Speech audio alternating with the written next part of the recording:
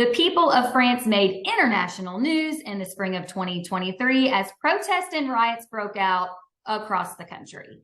Buildings were set fire, tear gas and water cannons were used on protesters, piles of trash and food waste accumulated taller than a pedestrian in the streets as garbage workers striked for days.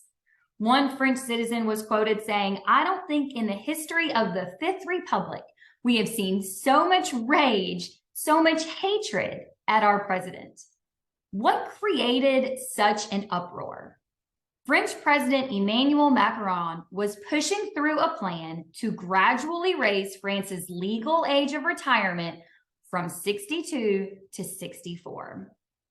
What I don't want to do here is minimize how France's culture differs from ours in the US. The protests weren't just a referendum on pension changes, but a digging in, if you will, of a culture that has a very strong conception of work and retirement.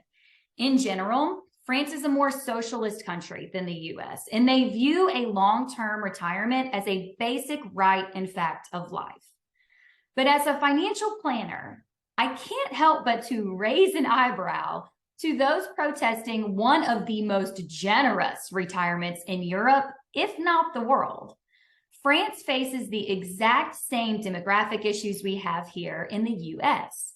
People are living longer, the cost of supporting a retiree has ballooned, the younger generations paying into the system are smaller. There simply isn't enough money, and the existing pension system is not sustainable. Let's compare the two countries. Here in the US of A, a retiree has to wait until age 67 to get their full benefits, and even then, Social Security only replaces, on average, 39% of their income.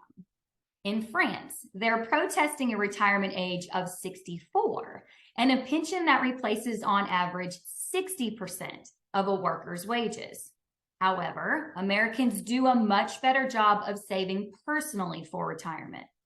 Compared to France, Americans have 12 times the amount of assets accumulated in things like 401ks and private company pension plans.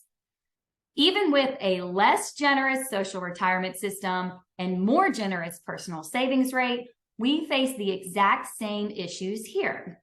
The most recent Social Security Trustees report shows that the funds will be depleted in 2033. That's only 10 years away. And guess what happens when the Social Security funds are depleted? Benefit cuts. It is estimated that at that time, again, in 10 years, Social Security benefits for everyone will decrease across the board by about 25%, meaning your $2,000 a month check may only be $1,500. This is actually very likely to happen unless lawmakers make changes today, increasing the full retirement age, increasing the wages that are taxed, or increasing the tax rate are all ways to help shore up the program. The problem is, as we've seen in France, any changes to retirement benefits and increases to taxes are a political grenade. Just this year, during the State of Union address, President Biden very wittingly got Republicans to apparently agree in lifetime on national television that cuts to Social Security were, quote, off the table.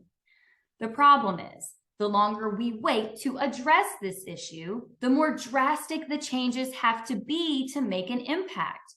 What could have been a slight change 5 years ago, or even today, has to grow exponentially every year we wait. What could have been a 1% increase in the tax rate may have to become a 3% increase. What could have been a 1-year increase in the retirement age may have to be a 3-year increase. The longer we wait to address the issue, the more painful our medicine will be. And as we can learn from the French, any changes to a program like Social Security are likely to cause major dissension. That's it for this week. This is Jeannie, the 401k lady.